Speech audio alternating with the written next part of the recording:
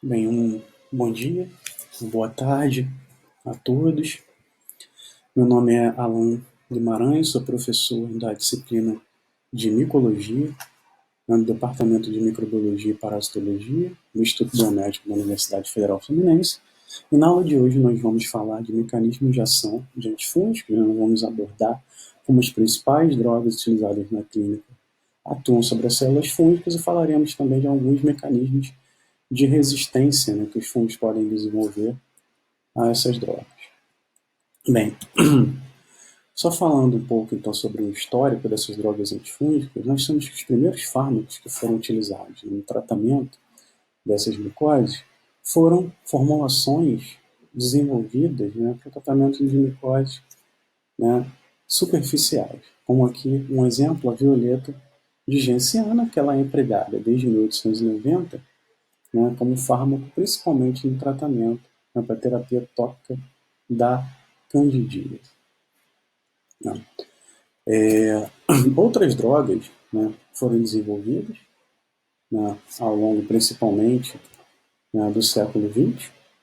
Aqui, né, desejamos mencionar principalmente, né, que a partir ali de 1929, com o advento então da penicilina, né, com os mesmos processos utilizados pela penicilina, né, que foi principalmente a descoberta de compostos que inibiam o crescimento de micro-organismos, né, isso capacitou então o desenvolvimento de várias outras drogas, né, os antifúngicos são incluídos então, né, nesse grupo.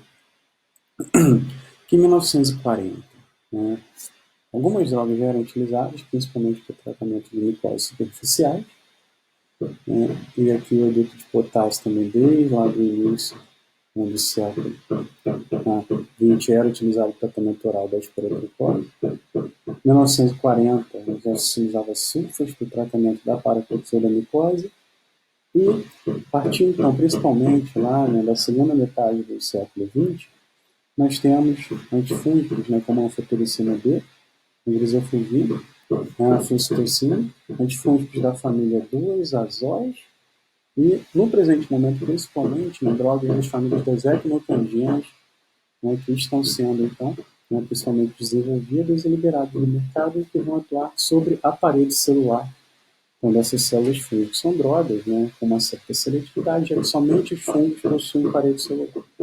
Né, nós não possuímos. Então, só para terminarmos aqui a história, né, dessas drogas antifúngicas, temos principalmente que em 1903 aqui se utilizava, né, solução saturada de iodeto de potássio por via oral, ou 10% por via endovenosa, para o tratamento da esporotricose principalmente. Antes disso, a gente não tinha nenhuma outra, né, alternativa. Antes do advento das sulfas, em 1940, né, a gente basicamente não tinha nenhuma alternativa para tratamento da paratoxeromicose. Os indivíduos evoluíam a óbito. Né? E antes da utilização da grisofulvina em 1958, basicamente a única alternativa que nós tínhamos no tratamento, né, de químicos, por exemplo, que são infecções, né, cutâneas, causadas por fungo, né, somente a radioterapia depilatória era uma opção. Né? Então, as drogas antifúngicas elas têm um papel importantíssimo então, como novas alternativas para o controle, né, dessas micoses. Se nós compararmos, então, né, o número de alternativas para intervenções terapêuticas que nós temos, né, para as micoses, é um número muito pequeno, né, em relação aos antibióticos. Isso acontece principalmente porque os fungos, eles, né, são muito semelhantes às células, né, de mamíferos como o hospedeiro, principalmente. Se nós basearmos, então, né, no conceito de que um alvo de uma droga deve estar presente somente, né, na célula patógena e não no hospedeiro, para garantir seletividade, né, porque a droga atua somente na célula hospedeiro, né, e sendo os fungos eucariotos, assim como os mamíferos, nós temos um número reduzido de opções que nós poderíamos atuar. Né. Um exemplo, os fungos, né, organizam seu DNA, assim como os mamíferos, na forma de cromossoma. Também temos retículo endoplasmático, sistema de Golgi, mitocôndria, vacúolos e as vias metabólicas são muito semelhantes. Né? Então, basicamente, nós temos um número bem reduzido de alvos no qual nós poderíamos intervir para interferir, então, no metabolismo dessas células fúngicas. Com isso, então, nós temos uma certa dificuldade no design de drogas com seletividade tóxica somente para essas células fúngicas devido a essa semelhança às estruturas, aos processos existentes nas células de mamíferos. E as drogas que existem na clínica hoje em dia vão atuar principalmente em 3 locais principais da célula fúngica. Um é a membrana celular, já que os fungos eles também formam essa membrana celular, só que, diferente das nossas células, o esterol fúngico é o ergosterol. Então, nas nossas membranas, o esterol que nós produzimos é o colesterol. Alguns fármacos também vão atuar na síntese de DNA, já que alguns compostos podem ser metabolizados somente pelas células fúngicas e após então gerarem as drogas, elas vão intervir somente nas células fúngicas, inibindo então a síntese de DNA e a divisão celular. E outras drogas que vão atuar então na parede celular, como das famílias da ecmocandina. Isso é importante porque os fungos produzem parede celular e nós não produzimos. Então, eles vão atuar seletivamente sobre a parede celular fúngica, a síntese da parede celular fúngica. Os antifúngicos, como antimicrobianos, podem ser então substâncias naturais ou sintéticas que vão inibir o crescimento dos fungos. Só que inibindo o crescimento, nós temos então 2 maneiras que esses fungos podem agir. Eles podem ser fungicidas ou fungistáticos, assim como temos a classificação para os antibióticos, bactericidas e bacteriostáticos. Qual a principal diferença entre eles? Um antifúngico fungicida, ele vai interferir no espectro da célula fúngica, levando à sua morte. Um exemplo é a anfotericina B. Já antifúngicos fungistáticos vão inibir o crescimento da célula fúngica, não levando a célula fúngica à morte. Então, se eu desenvolvo um fármaco e eu quero testá-lo contra um fungo para saber se ele pode ser fungicida, vai levar a célula fúngica à morte, ou fungistático, vai parar então o metabolismo, inibir o crescimento desse fungo, nós temos que incubar esse fármaco, esse antifúngico, com o fungo em questão, e após essa incubação, nós devemos então verificar se o fungo continua viável ou não. Como é que nós podemos fazer isso? Pegar essas células fúngicas e então iniciar um crescimento na ausência do antifúngico.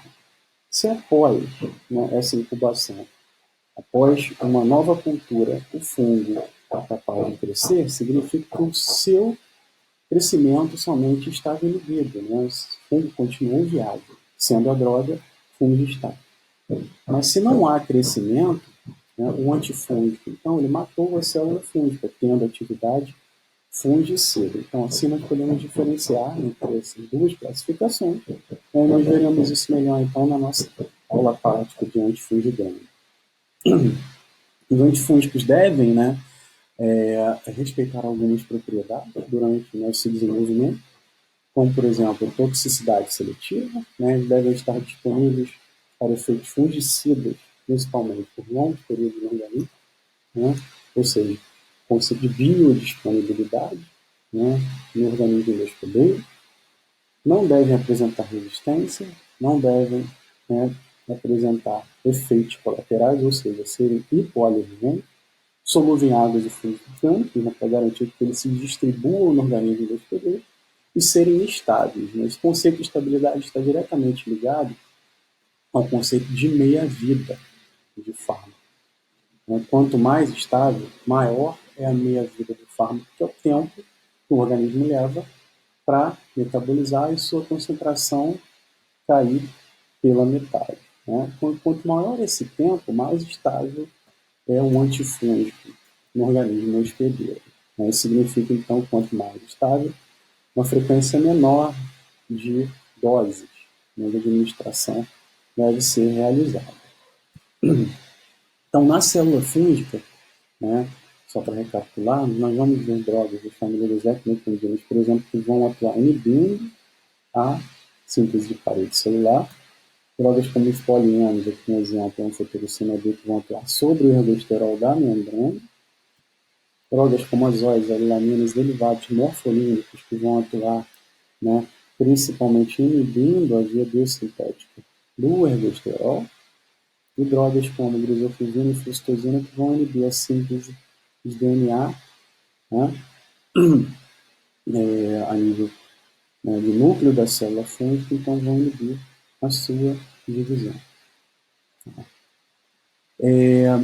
Então, dividindo, né, essas drogas, esses fármacos, os antifúngicos, os diferentes, né, locais de atuação, nós temos membrana celular, polienos azólicos, arilaminos derivados morfolínicos no núcleo, fármacos que vão, né, inibir a síntese DNA e RNA, como análogo de pirimidina e flucitocina, ou inibidores da divisão celular, como a grisofulvina, e fármacos que vão atuar inibindo a síntese de parede celular fúngica, como as ecmecandinas.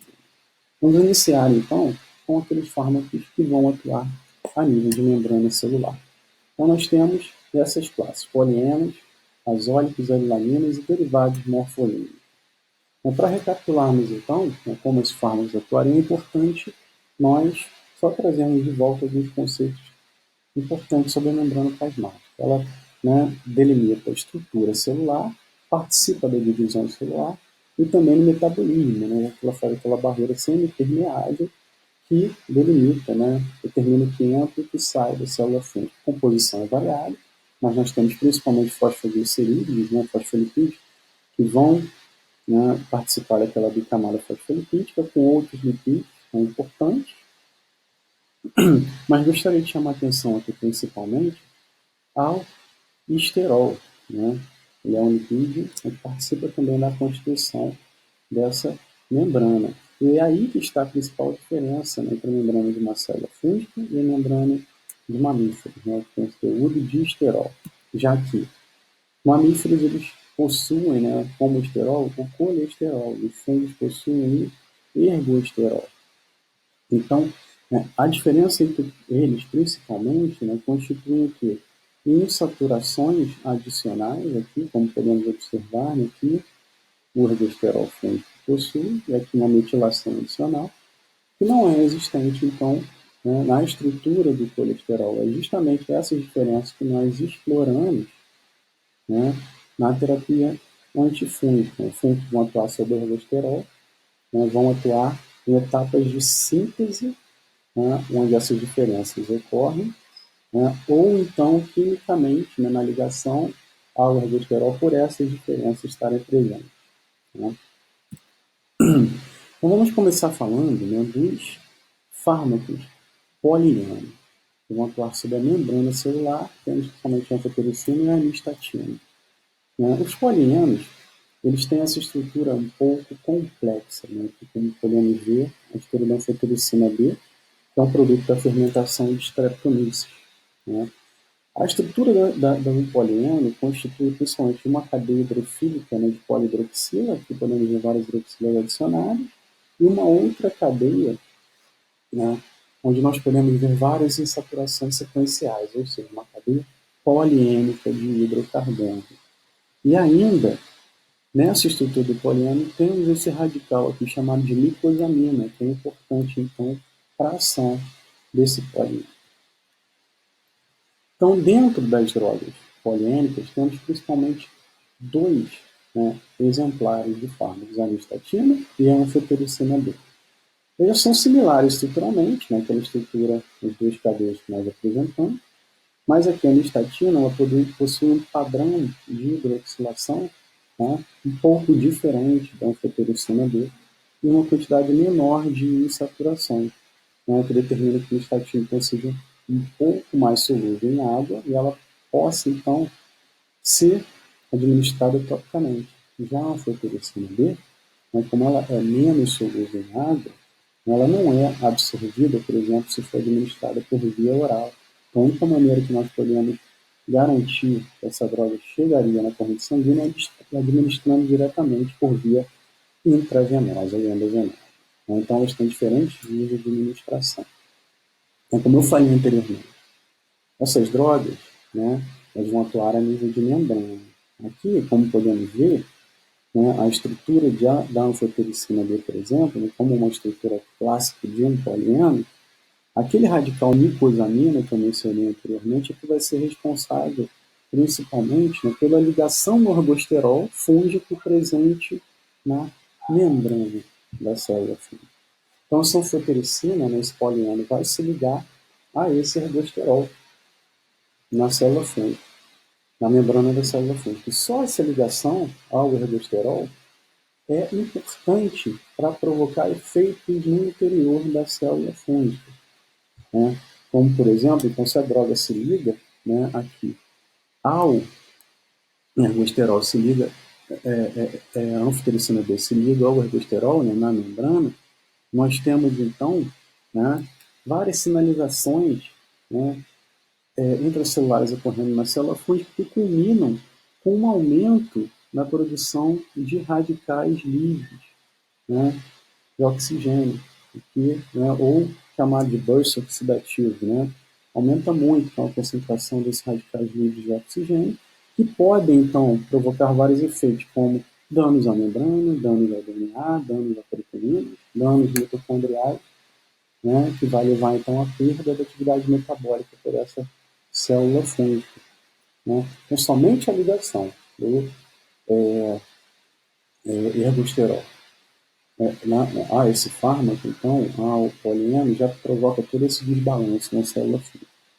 Ainda assim, né, existe um outro mecanismo que acontece ao mesmo tempo, né, que é essa ligação do polieno ao ergosterol, né, uma molécula de polieno ligando a uma molécula de ergosterol, pode ainda, né, sofrer o que a gente chama de complexações adicionais, ou seja, cada ergosterol ligado a um polieno na membrana, né, ele pode se complexar aos ergosteróis polienos que estão próximos ali na membrana, de forma que eles vão se ligando uns aos outros, né, o que culmina na formação de um canal a nível da membrana da célula fúngica. E por esse canal, a célula fúngica, né, pode ter extravasamento de água e eletrólitos, né, íons importantes, como cálcio, sódio, né, e potássio.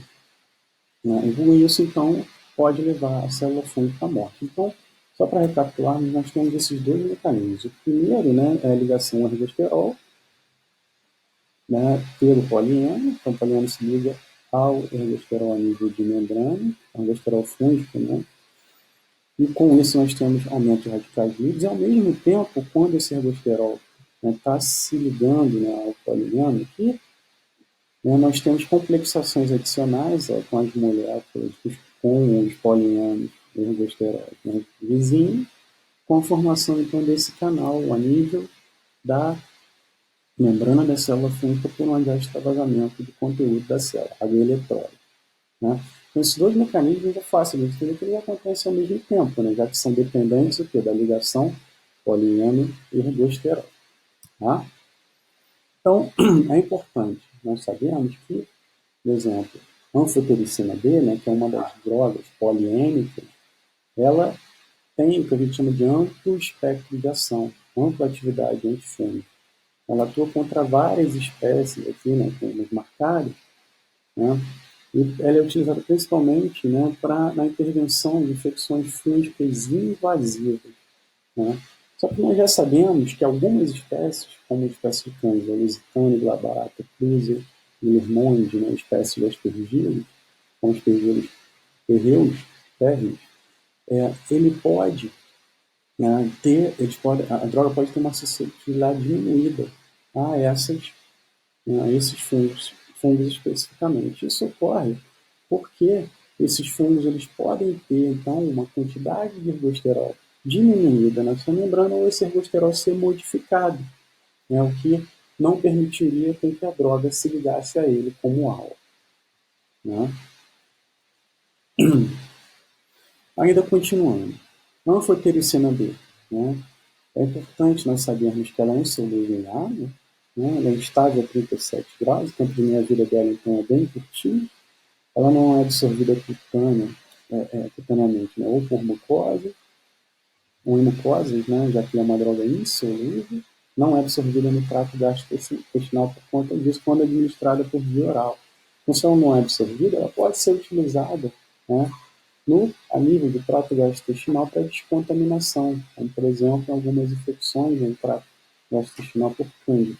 E por conta disso, né, não é absorvida, tem poucos efeitos colaterais. Né? Mas a única maneira, como eu já tinha falado anteriormente, dessa anfotericina B ser administrada para uma atuação sistêmica é, já que ela não é absorvida, é sendo administrada por via intravenosa. E a sua distribuição ela é limitada devido, né, à sua solubilidade, né, baixa em água. Então, em alguns tecidos, nós temos, por exemplo, rim, fígado e baço, ela tem uma alta solubilidade. Já em tecidos mais rígidos, né, como cérebro, ossos, lipo, óleo, né, basicamente o sistema nervoso central, ela tem uma baixa penetrabilidade. Né? Ela se liga bastante a proteínas plasmáticas, ela consegue ultrapassar a barreira placentária, não ultrapassa a barreira hematoencefálica. Então, como a minha vida da droga é basicamente, né, curta, ela é uma droga instável, então nós temos que a cada 24 horas a sua concentração cai pela metade. Então, basicamente, temos que ter administração frequente dessa droga. Né? E um dos principais problemas da anfotericina B são os seus efeitos adversos, né, que ela pode provocar desde reações agudas, né, após cada administração, após cada infusão, como calafrios, náuseas, vômitos, dor, febre, dispneia. Né? Se nós avaliarmos bem, basicamente isso são reações inflamatórias. Né? A anfotericina dela pode causar essas reações inflamatórias. Né? Para evitar isso, geralmente se co-administra com esteroides em indivíduos, né, imunocompetentes. Ela pode causar tromboflebite, uma depressão na medula óssea, né? E após, então, a interrupção, né, da anfotericina B, basicamente, né, essa anemia ela é reversível, né, o nível de eritrócitos volta ao normal. E ainda, né, como efeitos adversos, principalmente crônicos, né, devido, então, ao uso de anfotericina B por longos períodos, temos uma toxicidade renal, ou nefrotoxicidade. Basicamente, né, ela pode causar efeitos, então, né, nos néfrons, levando à morte dessas células, o que culmina em efeitos como azotemia, acidose, hipocalemia e incapacidade de concentrar, né, essa urina. Né? E essas reações, então, agudas que nós vemos, ocorrem principalmente porque a anfotericina B ela é capaz também, né, de ter uma atividade imunoestimulante. Ela pode se ligar a esses receptores da imunidade inata, né, como receptores TAL2, TAL4, CD14, e estimular a secreção de citocinas pró-inflamatórias. Né? Então, ela ainda pode ter um mecanismo de ação imunoestimulante, como nós chamamos. Então, além dos dois que eu expliquei anteriormente, existe esse terceiro mecanismo de ação, que é uma droga imunoestimulante. Então, em pacientes imunocomprometidos, no qual nós temos a resposta imune, basicamente, né, não funcionando muito bem, essa droga ainda teria esse mecanismo adicional, né, dela ser imunoestimulante. Então, além da sua atividade antifúngica, ela pode imunoestimular o sistema imunológico desses indivíduos imunocomprometidos. Tá? E devido a todos esses efeitos colaterais que eu mostrei, né, algumas formulações da anfotericina B foram desenvolvidas para evitar esses efeitos colaterais que nós chamamos, né, principalmente, já que são formulações, né, como eu vou mostrar para vocês aqui, algumas estruturas, né, que elas podem reter a droga, né, em seu interior e fazer com que essa droga ela esteja disponível, né, ela tenha uma liberação controlada dessa droga a partir dessas estruturas químicas. E por conta disso, então, com essa liberação controlada, nós podemos administrar uma quantidade maiores dessa droga, já que elas vão estar aprisionadas no conteúdo, né, dessas formulações, elas vão sendo liberadas, né, ao longo do tempo, de maneira, né, controlada. Nós sabemos o quanto é liberado e o quanto dessa droga é consumido pelo aquele conceito de meia-vida. Por conta disso, então, nós conseguimos o quê? Balancear melhor qual a concentração plasmática, né, dessa droga, que pode evitar, né, com que as suas concentrações sejam a níveis muito altos, que causariam, então, essa toxicidade, ou níveis muito baixos, que poderia levar a uma ineficiência dessa droga. Então, essas formulações podem aumentar a tolerância, né, já que nós podemos administrar mais a droga, né, e então aumentar a biodisponibilidade, reduzindo a toxicidade. E alguns exemplos, né, nós temos drogas como formulações, né, oferecendo como Albiosec, né, Anfotec e Ambisomix. Nada mais são do que formulações, né, com lipídios carreadores que podem se ligar a esses, né, a essa anfotericina B, fazendo com que a droga não esteja completamente disponível, vai sendo liberada de forma controlada ao longo do tempo, né? Então, basicamente, são formulações, né, compostas por diferentes lipídios carreadores que vão se ligar a essa anfotericina, né, uma ligação fraca, mas permitindo que essa ligação seja desfeita e a droga seja liberada, né, ao longo do tempo, né? Isso permite, então, que a gente administre uma droga que não seja completamente disponível, né? Ela vai estar complexada com esse tipo de carreadores e essas ligações vão sendo desfeitas e a droga é liberada aos poucos. Ainda, né, como dentro dos polianos, temos outros, né, exemplares, como a anistatina, aqui, né, e como já falamos, ela pode, né, ter uma estrutura diferente, é administrada, né, por via tópica, principalmente. Ela se limita, né, quando administrada por via, né, tópica ou gastrointestinal, né, por via oral, para atuação gastrointestinal, se limita a infecções cutâneas, né, como candidíase, por exemplo. A anistatina também é muito utilizada como soluções, né, de bochecho em consultórios dentários, por exemplo, né, para eliminar, então, candidíase oral nesses pacientes em tratamento profilático. A anistatina também tem a apresentação de cremes, tabletes orais supositórios, ele é muito utilizado, né, como cremes vaginais, ou tabletes, né, para tratamento de vulva candidíase, né. Ela, basicamente, essa absorção oral, né, não é tão, né, presente, né, mas é mais presente que, por exemplo, uma anfotericina, né. Por conta disso, ela também pode ser utilizada em quadros de diarreia, né, com bastante cuidado, já que sua absorção, né, pode ocorrer, né, então pode provocar certos efeitos colaterais. Outros polianos, como a amicina e natamicina, né, também já estão, né, presentes em estudos clínicos e alguns no mercado, né, estão sendo utilizados hoje em dia também para tratamento dessas infecções. Sim, né? E a resistência a polianos, o que nós vemos, né?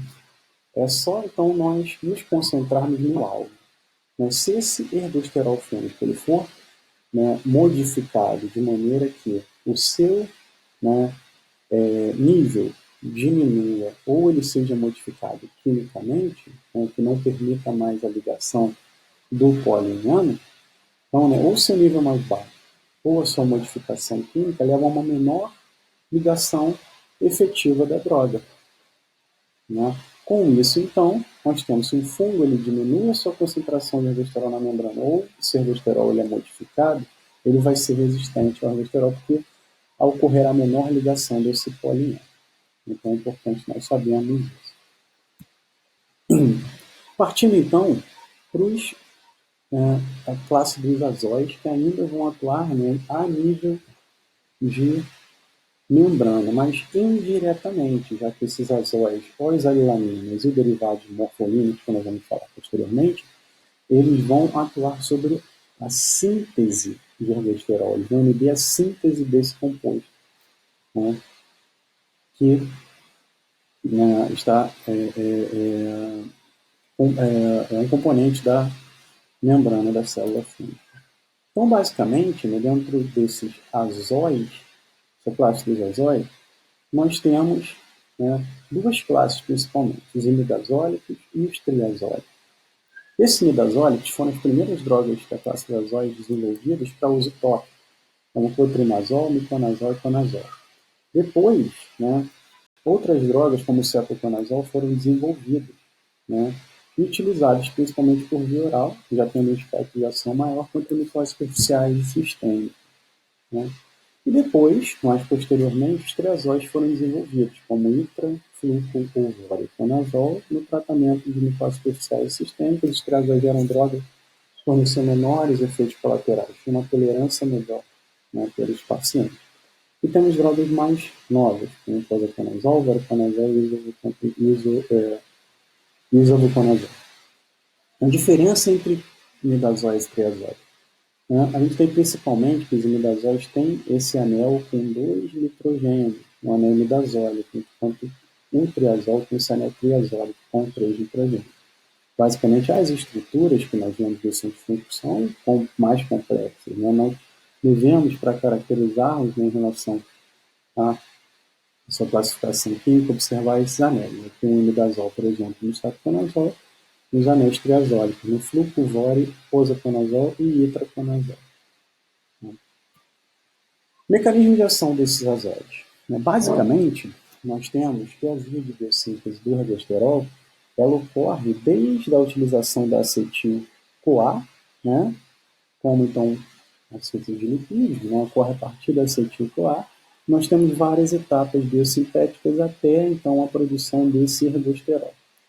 Os azóis vão atuar em uma dessas etapas, né, que é a conversão de lanoesterol a 14-dimetil-lanoesterol. Tá? Aqui bem nessa etapa, quem catalisa, né, essa conversão é uma enzima chamada de ERG11 ou lanoesterol 14-alfa-demetilase. Né? Essa enzima, assim como as outras, né, dessa via biosintética, elas podem se agrupar em complexos, formando, né, que nós chamamos de complexo citocromo P450 da célula fúngica. Elas fazem isso para aumentar a eficiência, né, dessa via biosintética e síntese de ergosterol. Mas essa enzima é um dos componentes desse complexo. Né? Então, após o azol, né, se ligar a essa enzima, basicamente a gente tem uma inibição não competitiva, né, dessa conversão do lanoesterol ao 14-dimetil-lanoesterol. Basicamente, né, essa enzima para de funcionar. Então, o que nós temos é o acúmulo, né, se essa reação é parada, nós temos o acúmulo de lanoesterol ou seus, né, precursores da via biosintética. Então, esses esteróis eles podem ir se acumulando dentro da célula fúngica e, né, como nós podemos ver, eles não são esteróis finais, como o ergosterol, eles são intermediários na via biosintética. Então, eles mesmo assim são enviados para a membrana, mas eles não funcionam como o ergosterol final da via biosintética. Então, esses esteróides, quando são incorporados na membrana, eles não conseguem atuar como ergosterol. Então, eles, né, basicamente, quando são incorporados, a membrana que é produzida por conta disso é uma membrana defeituosa, né, com menor capacidade, né, de controlar, né, de fornecer essa barreira semi-permeável. Né. Então, a gente tem uma seletividade, né, comprometida dessa membrana estrutural. Né. Então, basicamente, aqui podemos ver, né, antes da exposição a um azol e após a exposição, como a gente pode modificar, basicamente, né, aqui a superfície da célula. Basicamente, nós temos esse processo, né, de seletividade da membrana comprometido. Tá? Então, vamos falar agora de resistência a esses azóis. Existem 4 mecanismos que já foram descritos em resistência aos azóis. Nós temos, né, basicamente, né, se a gente concentrar naquela erg11 ou lanoesterol, 14-alfa-demetilase, sendo, né, a enzima onde a droga vai atuar, essa enzima ela pode ser modificada. Né? A enzima é o quê? Ela é né, uma proteína formada por uma sequência de aminoácidos.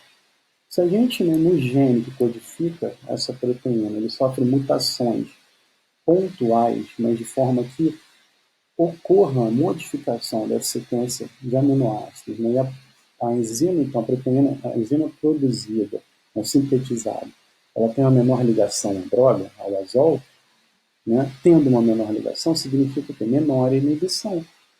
Tendo menor inibição, significa que o fungo, né, com essa enzima modificada por uma mutação pontual, ele pode ainda continuar, né, ainda sintetizando, né, esse ergosterol pelaquela mesma via. Ou ainda, né, dentro de modificação da enzima-alvo, podemos ter um aumento da expressão, o que significa, né, que, por exemplo, pode ocorrer modificações, né, em mecanismos que vão controlar a expressão de gene dessa, né, enzima lanosterol 14-alfa-demetilase. De forma que, por exemplo, mutações aqui em uma das regiões promotoras, né, dessa, do gene, né, dessa enzima-alvo, né, lanosterol 14-alfa-demetilase, que levem a um aumento, né, da expressão dessa enzima, ou seja, maiores quantidades de enzimas são observadas. Significa o quê? Que uma mesma quantidade agora de droga, se a quantidade de enzima, né, é maior, né, eu vou inibir algumas enzimas, mas outras ainda vão continuar disponíveis para continuar, então, a minha via biosintética. Então, com modificação da enzima, temos esses dois principais mecanismos. Ainda, né, podemos ter um mecanismo que a gente chama de modificação da via biosintética do ergosterol. Tá? Isso ocorre porque aqui, se nós formos avaliar, né, essas vias biosintéticas, por exemplo, aqui podemos ver da ERG11, né, que ela é inibida, basicamente, né, alguns fungos, mesmo com a inibição pelos azóis nessa via, eles envolvem mecanismos que eles podem, né, por vias laterais, continuar ainda metabolizando esses esteróides que se acumulariam. Né? Então, esses esteróides tóxicos não se acumulam, eles são metabolizados, né, pela célula fúngica, né, de forma que eles, então, né, não são enviados para a membrana, comprometendo a sua estrutura. Né? Ainda, podemos ter outros mecanismos, como as bombas de fluxo, que podem ser, então chamamos de MDR ou CDR, né? Podem ser específicas para o fluconazol, como MDR ou CDR, que pode ser pan-azóis. Né? O que significa isso? Qualquer azol, né, ele pode sofrer ação por essas bombas de fluxo. Como é que essas bombas de fluxo funcionam? Basicamente, né, um antifúngico, ele tem um aporte, ele entra na célula fúngica, ele precisa estar no seu interior para inibir aqui a lanosterol 14-alfa-desmetilase ERG11. Né? Mas essas bombas de fluxo, elas podem, então, ser expressas na membrana da célula fúngica, aqui CDRs e aqui MDR, de forma que, né, elas vão provocar o efluxo, a saída da droga. Então, elas não vão mais estar presentes no citoplasma para inibir a enzima A. E um outro mecanismo, né, é ainda o aporte da droga. Basicamente, nós temos, ainda que não é muito entendido, como esses azóis entram, a gente pode ter, né, problemas, então, em alguns genes, mutações em alguns genes que vão prejudicar, né, a entrada, então, desses azóis. Não vamos entrar em detalhes nesses mecanismos. Tá? Então, basicamente, né, prosseguimos para as adelaminas e derivados morfolínicos como as últimas classes de fármacos que vão atuar nessa membrana celular. Né? Essas adelaminas, elas basicamente têm um mecanismo de ação muito parecido com o azol. Qual é a única diferença? Elas vão atuar numa etapa da via biosintética, né, do ergosterol, inibindo uma etapa anterior, aqui na ERG1. Né? Essa enzima ERG1, ou chamada também de escalena epoxidase, ela converte escalena a escalena epóxica. Então, na presença das adenaminas, essa enzima ela é inibida, a ERG1 é inibida. Então, o que nós temos? Da mesma maneira que eu expliquei anteriormente para os azóis, a partir da inibição, né, da escalena epoxidase ou ERG1, a gente tem também acúmulo de esteróis tóxicos são enviados também para a membrana. E a gente tem também a formação de uma membrana defeituosa, né, sem seletividade. Então, essa integridade da membrana é rompida também, né, pela ação das arilaminas. Também parecido com a mecaninização das A diferença é só a etapa diferente, né, da escalena que é epoxidase e a inibida. As arilaminas ainda, né, incluem dois fármacos principais, terbinafina e anartifina. A terbinafina ela é aplicada sistemicamente. A naftifina ela é administrada topicamente. A terbinafina é utilizada em vários processos, né? Aqui como podemos ver, dermatocitose, candidíase cutânea, né? Infecções por malacésia, criptococcus, tricósporo, aspergilo, corotrix e penicillium. As arilaminas hoje em dia são os fármacos, né, como primeira escolha para tratamento de dermatocitose. Né? Antigamente era a grisofulvina, né, mas hoje em dia são as arilaminas. E falhas clínicas, né, ou seja, resistência a essas arilaminas, estão relacionadas principalmente a mecanismos como modificação da enzima-alvo, né, como modificação daquelas vias biosintéticas, como nós falamos dos azóis, né, e também aquelas mesmas bombas de fluxo, como por exemplo o CDR, né, que pode poder bombear vários azóis, como bomba de pan-sóis, elas também podem bombear cruzadamente essas arilaminas. Né? Então, temos essas resistências cruzadas às óleo e arilaminas por expressão de bombas de fluxo. E ainda por último, os derivados morfolínicos. Né? Então, dentro dessa classe de inibição de repostética do ergosterol, os derivados morfolínicos, né, vão atuar aqui, ó, inibindo essas etapas, né, a ERG24 e a ERG2, né, essas duas enzimas. Né? Então, basicamente, temos mecaninização bem semelhante às arilaminas. Os esteróides tóxicos serão acumulados e enviados para a membrana com a produção então, de uma membrana defeituosa. Né? Vamos, então, proceder a antifúngicos, né, que inibem então, processos nucleares, como síntese de ácido nucleico ou a divisão nuclear. Então, nós temos dentro de fármacos que atuam a nível de núcleo, né, síntese de DNA e RNA análogo de pirimidina ou fosfosina, e inibidores da divisão celular, como a griselfulvina. Vamos dar início, então, né, à discussão de fármacos que vão atuar sobre a síntese de DNA e RNA. Só para recapitular, né, o DNA, né, ele é composto por purinas e pirimidinas, assim como o RNA. Sendo que no DNA, as purinas são adenina e guanina, né, com base nitrogenada, as pirimidinas são a citosina e timina. Né? Só para lembrar, as purinas então, elas têm juntos anéis, e as pirimidinas têm um anel único. Então a purina sempre pareia, tá, com uma pirimidina. No RNA, qual é a diferença em relação ao DNA? A uracila sendo utilizada no lugar da timina. Né? Então, o que nós temos aqui, principalmente em relação a fármacos antifúngicos, que são análogos de que nós chamamos de pirimidina?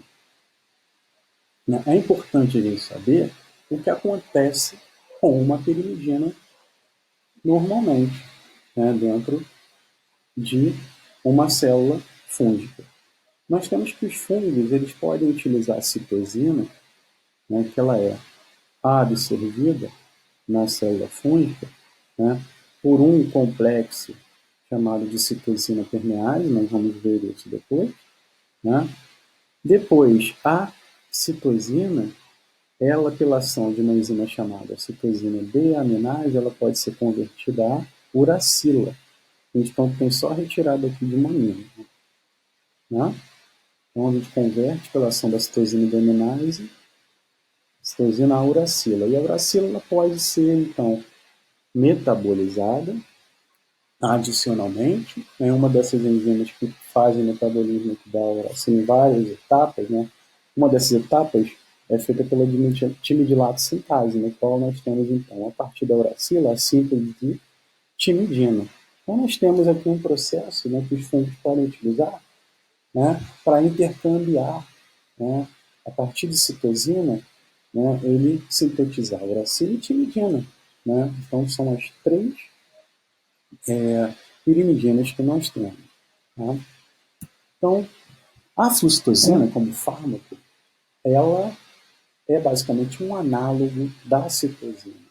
A única diferença é aqui o flúor na posição 5. Então, essa droga também é chamada de 5-fluorocitosina. 5-fluorcitosina. Ela é um análogo, então, fluorado da pirimidina citosina. Ela tem, então, atividade, ela exerce atividade diretamente por interferir na síntese de nucleotídeos, que são as pirimidinas, na célula fúngica. E com isso a gente pode ter interferência em síntese de RNA e proteína também. Tá? Então, como é que acontece? Normalmente a célula fúngica pega, aquela citosina que eu mencionei anteriormente, ela é absorvida dentro da célula fúngica, por esse complexo na membrana chamado citosina permease. Esse aporte na droga, nesse transporte, depende de energia e gradiente de prótons na superfície da célula fúngica.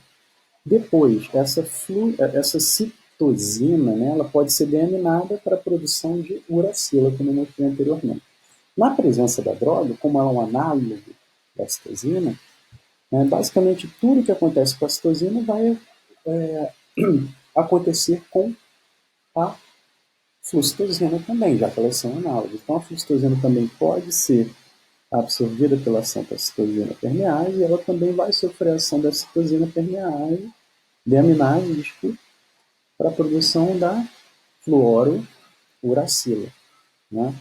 Então, é importante a gente saber aqui que essa citosina deaminase, para a conversão ou de citosina a uracila ou de fluorocitosina a fluorouracila, somente as células fúngicas expressam essa citosina deaminase. Nossas células de mamíferos não possuem essa citosina deaminase. Então, nós não convertemos nem citosina a uracila e nem fluorocitosina, que é a prodroga, a fluorouracila, que é a droga, o fármaco em si. O que é o fármaco em si? Aquela que vai ter a fluorocitosina, uracila, desculpa, que vai ter ação direta inibindo a conversão de uracila a timidina. Que basicamente, o que nós tínhamos na célula fúngica era isso, a conversão, a absorção de citosina, a ação da permease, a ação da deaminase, então, a citosina deaminase levaria a síntese de uracila, e com aquelas etapas, dominando então com a ação da timidilate sintase, a gente teria a produção de timidina. Na presença da fluorocitosina, o que acontece? Ela é convertida pela ação da citosina permease, ela é absorvida pela citosina permease e convertida pela ação da citosina deaminase a 5-fluorouracila, e essa 5-fluorouracila, então, que ela vai ser metabolizada no lugar da uracila. Então, ela vai funcionar como um antimetabólico. E tudo que nós temos aqui, então, na presença da fluorouracila, a gente tem uma menor síntese de timidina, como nós podemos observar. Então, na presença da fluorouracila, que é a droga em si, os níveis de timidina caem. Com isso, nós temos o quê? Uma interferência na síntese do DNA, já que a timidina é necessária para a síntese desse DNA. Com isso, a divisão celular é comprometida. E comprometendo a divisão celular, nós comprometemos basicamente todos os processos celulares, até a síntese de proteína também. Então, assim, interferimos na divisão celular fúngica.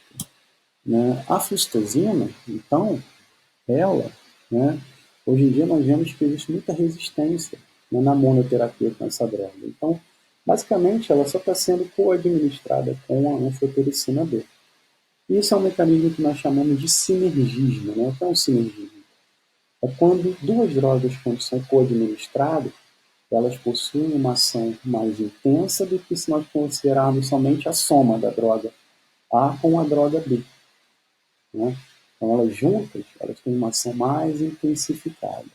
E como é que ocorre esse sinergismo quando a flucitosina e a anfotericina estão presentes? É só a gente parar para pensar como essas drogas atuam.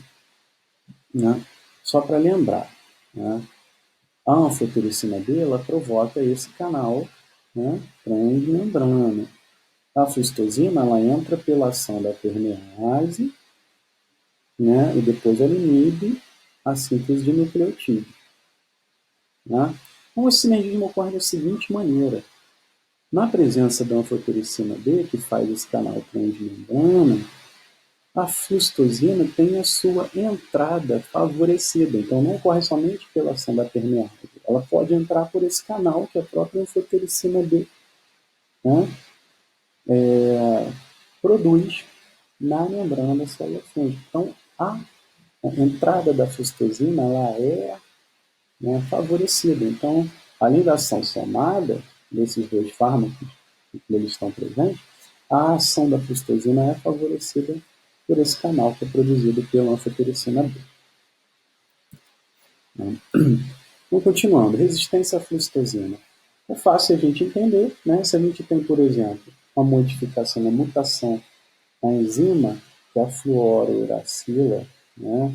Ou os seus, né, intermediários após o metabolismo atuariam de forma que a droga se liga menos a essa enzima, então nós temos fungos resistentes. Aqui um exemplo, né, são mutações na enzima FUN1, uracil fosforibosil transferase. Né? Se a droga liga menos essa enzima, nós continuamos tendo então a produção de timidina. Então o fungo não é afetado, ele vai ser mais resistente. Continuando então aqui, antifúngicos, né? São inibidores da divisão celular. Terminamos aqui. Temos a griseofulvina. É bem fácil o mecanismo de ação dessa droga. Ela tem esse nome porque ela é um produto, né, desse fungo chamado Penicillium griseofulvum. Então, a droga ela pode ser produzida por esse fungo. Né? Ela já foi um fármaco de primeira linha, né, para tratamento das dermatofitoses. Hoje em dia, né, a gente tem, então, como eu falei anteriormente, as alilaminas, mas a grigafulvina ainda é muito utilizada. Ela tem ação fungistática, principalmente. Ela vai interferir, inibir somente, né, a divisão celular. Ela não mata a célula fúngica. Né? E é fácil a gente entender que ela vai atuar mais sobre células jovens que têm um ritmo de divisão mais acentuado. Então, se ela inibe a divisão, ela vai atuar mais sobre células que dividem mais, que são as células jovens. Tá? Então, basicamente, essa grigafulvina atua, né, impedindo a segregação cromossômica, né, que ocorre, então, né, quando a gente observa, né, processos de mitose, né, na célula fúngica. Né. Então, o que nós temos aqui? A grigafulvina ela vai interagir, né, com os microtúbulos que são formados no fuso mitótico. Né, que são esses microtúbulos, né, quando eles são formados, que vão interagir, né, com as cromátides e elas vão, a gente vai ter então a segregação dessas cromátides para os dois polos, onde a gente vai ter separação da célula mãe e célula filha. Né? Se a grigafulvina está presente, a gente não tem então, né, uma polimerização eficiente desses microtúbulos ou os cromossomos, né, as cromátides irmãs, elas não se ligam a esse fuso mitótico, então não há divisão. Então, basicamente, o que nós temos? O material genético continua condensado, interferindo também na síntese proteica, né, que ocorre geralmente quando esse cromossomo volta à cromatina. Né? Então, quando essa divisão é inibida, basicamente a célula fúngica ela fica, né, com seu processo de divisão parado, né, mas a célula fúngica não morre. A partir do momento que a gente retira essa droga, a célula fúngica ainda pode, né, voltar ao seu metabolismo normal. Então, é uma droga fungistática. Okay? E para nós terminarmos, então, temos as últimas classes de drogas antifúngicas, que são fármacos inibidores de parede celular pertencentes à classe das equinocandinas. Então, dentro dessas equinocandinas, temos fármacos como caspofungina, micafungina e amidalofungina, que nós vamos nos concentrar principalmente. Né? Então, vão inibir essa enzima beta-1,3-gluconeossintase. Existem fármacos também como a nicomicina que vão atuar inibindo a síntese de quitina, que é um outro componente importante, né, na parede celular fúngica também. Na parede celular fúngica, para recapitularmos, nós temos essa estrutura básica. Né? Basicamente, ela forma um envoltório, né, externo à membrana celular fúngica, composto por quitina. Né? Nós temos também uma camada de glucana. Né? A glucana é um polímero, um polissacarídeo diferente, né, da quitina. Os monômeros que compõem esses polissacarídeos são diferentes. A quitina é o que nós chamamos de N-acetilglucosamina. A glucana, basicamente, são monômeros de glicose ligados, né, de maneira beta 1,6 para formar beta 1,6 glucana ou beta 1,3 para formar beta 1,3 glucana. Basicamente, o carbono de uma glicose se liga ao carbono 3 da subsequente e assim sucessivamente para formar uma fibra de polissacarídeo. Então, essas ecnocandinas vão interferir nessa síntese de parede, principalmente desse componente que nós chamamos de beta-1,3-glucano. Essa síntese da beta-1,3-glucano é feita por uma enzima chamada de beta-1,3-glucana sintase. Então, a ecnocandina vai se ligar à beta-1,3-glucano sintase e vai inibir a síntese da beta-1,3-glucano. Né? É importante mencionarmos que essas ecnocandinas são seletivas, né, as células fúngicas, só as células fúngicas, né, vão produzir parede celular. Né? Essas células não produzem parede celular. Então, são drogas importantíssimas. Né? Menos efeitos colaterais. Então, basicamente, o que nós temos? Essa parede celular, assim como vocês já aprenderam, né, naquele modelo de parede celular, né, em célula vegetal, ela é importante, né, para manter a integridade osmótica da célula fúngica. A partir do momento que nós comprometemos essa parede celular, a célula fica mais suscetível a um choque osmótico. Então, com a ação de uma ecnocandina, se nós interferirmos na síntese de beta-1,3-glucano, que é um componente importantíssimo da parede celular fúngica, essa parede fica comprometida, né, já que a beta-1,3-glucano é um dos componentes mais presentes em peso seco de parede celular. Então, a gente tirando esse componente, a célula fúngica fica mais suscetível a choque osmótico. Né? Então, ela vai ter, né, uma ação de comprometimento direto da parede celular, que pode ter ação fungicida, como, por exemplo, a espécie de cândida, que é utilizada principalmente quando a cândida é refratária a outros fármacos, né? Ou fungistático, como aspergilo, que já tem uma parede celular um pouco mais complexa, não depende tanto dessa beta-1,3-glucana que é inibida. Né? Então, continuando aqui, o que nós temos? Na presença das ecnocandinas, né, a interferência dessa síntese de parede. A gente tem esse componente, beta-1,3-glucano, principalmente aqui mostrado em azulzinho, né, em verdinho, desculpa, né, ele não vai estar mais presente. Então, a parede celular que ela é produzida, né, ela vai ser um pouco mais frouxa, não vai ter, né, um papel tão eficiente contra, né, condições osmóticas desfavoráveis para a célula fúngica. Então, não protege a célula fúngica do choque osmótico, por exemplo. Tá? Então, como é que essa inibição ocorre? A ecnocandina, basicamente, ó, né, um desses três aqui exemplares que nós temos, ela pode se ligar, né, àquela enzima chamada de beta-1,3-glucano sintase, que eu já mencionei, que é um complexo enzimático. Basicamente, né, a síntese de beta-1,3-glucano, que é um componente de parede, ocorre por esse complexo que fica a nível de membrana. Então, o que esse complexo faz? Basicamente, ele pega a glicose, né, que está ativada na forma de UDP, no interior da célula fúngica, né, e a partir, né, da utilização de um GTP, né, por essa unidade Rho, né, que basicamente ela pega a energia de GTP e bombeia essa glicose ativada na forma de UDP para o exterior da célula fúngica. Quem faz isso é essa fungibilidade FKS1P, que é a subunidade catalítica. Então, quando essa glicose é bombeada para fora, né, essa ligação química é desfeita, então a glicose ativada ela já pode ser incorporada de maneira 1,3, né, por ligação beta 1,3, e uma outra glicose aí existente. E assim sucessivamente, nós vamos ter ligação beta 1,3 entre uma glicose e outra para formar uma beta 1,3-glucana. Né? É isso que esse complexo enzimático faz. Mas na presença da droga, da ecnocandina, essa, né, basicamente esse transporte, essa síntese de beta-interleucina é inibida porque essas drogas, né, se ligam à solubilidade catalítica, FKS1P, da beta-interleucina sintase, então esse processo de síntese é completamente inibido. Então, o que nós temos? Exemplares como caspofungina, mifafungina e amidalofungina, né, que são os três principalmente dessas classes ecmecanginas. A caspofungina e a mifafungina, né, são administradas por via intravenosa. A amidalofungina, né, além da via intravenosa, é administrada por via oral. Todas elas são drogas, então, que são utilizadas principalmente, né, para tratamento de candidíase, são refratárias, né, a outras drogas, que não respondem a outras drogas. Né?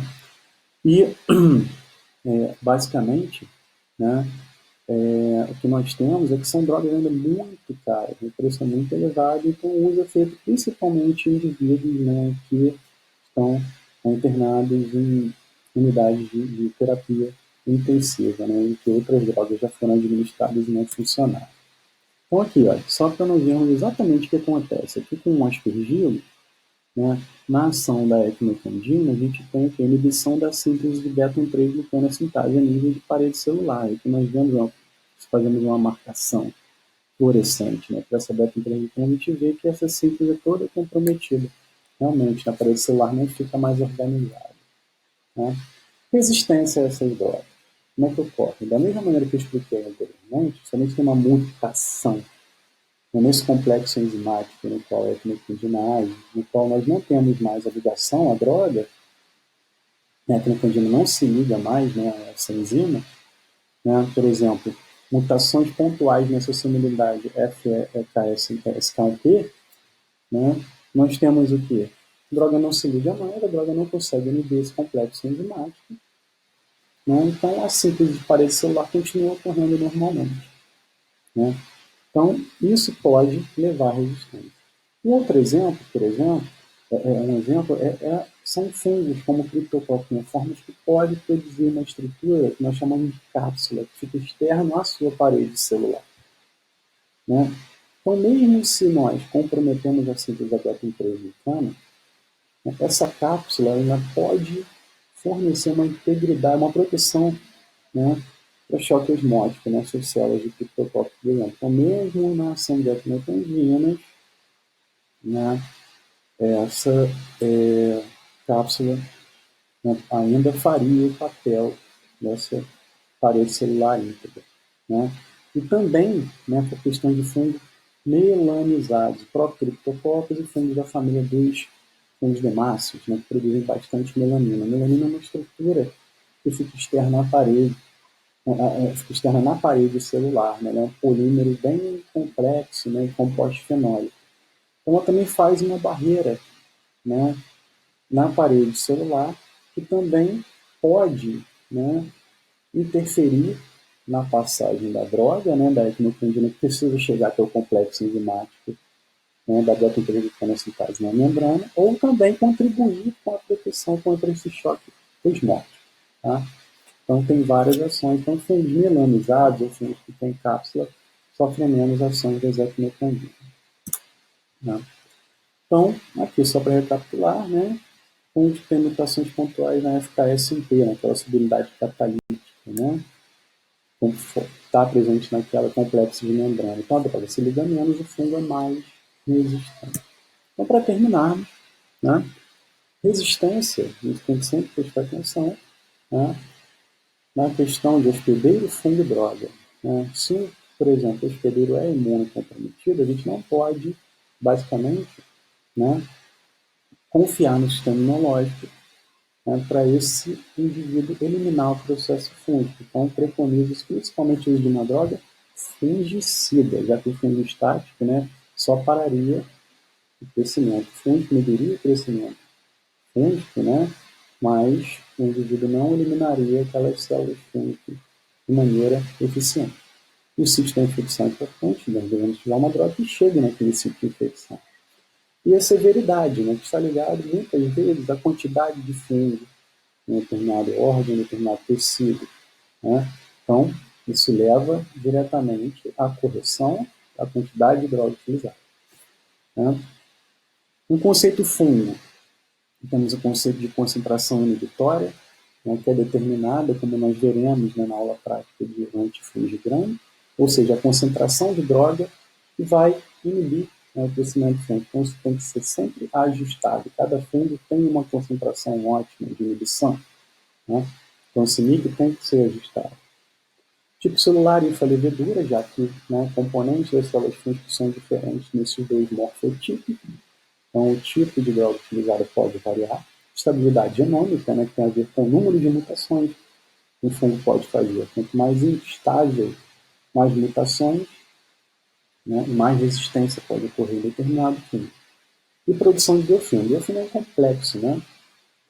É uma comunidade de células em volta de uma matriz polissacarídea. Então, nós já sabemos que no biofilme, nessa estrutura, a gente tem uma menor entrada de droga. Então, geralmente, as células do interior desse biofilme estão protegidas, porque a droga chega numa concentração menor. Então, isso pode propiciar o aparecimento de resistência a essas drogas. E, por último, então, a própria natureza da droga, né? Preconizamos o uso de uma droga que tem natureza fungicida, né, para eliminar, então, esse fungo, provocar a morte da célula fungo, a dose que tem a ver com aquela determinação da concentração mínima inibitória, a farmacocinética, né, ou seja, quanto, né, nós devemos aplicar essa droga, e quanto ela vai ser metabolizada, de forma que sempre nós tenhamos uma concentração de fármaco que seja eficiente, né, para nós termos ação sobre as células fúngicas, e mecanismo de interação droga-droga, né, que nós não temos tempo de discutir aqui, mas essas drogas antifúngicas, como elas atuam principalmente, em algumas delas, em complexos, né, como por exemplo o citocromo P450, né, que são responsáveis pela produção, então, dos esteróides fúngicos, né, ergosterol, a gente pode ter efeitos colaterais sobre o citocromo P450 de mamíferos, por exemplo. Então, os principais efeitos colaterais que nós vemos nos azóis, por exemplo, né, são a níveis hepáticos por interferência da síntese de colesterol. Né? Então, bastante cuidado, porque, né, a utilização de drogas antifúngicas pode, então, interferir principalmente, né, no metabolismo hepático, que leva, a uma diferença no metabolismo até de outras drogas, se elas são administradas concomitantemente. Então, bastante cuidado na correção, né, dessas concentrações de outras drogas a serem utilizadas quando co-administradas com antifúngicos. Né? Então é isso que eu gostaria de passar para vocês. Muito obrigado pela atenção. Eu fico disponível, né, para os alunos que queiram tirar dúvidas e vejo vocês então nas aulas, né, presenciais, práticas, e estarei disponível então para tirar qualquer tipo de dúvida. Muito obrigado. Fiquem em paz.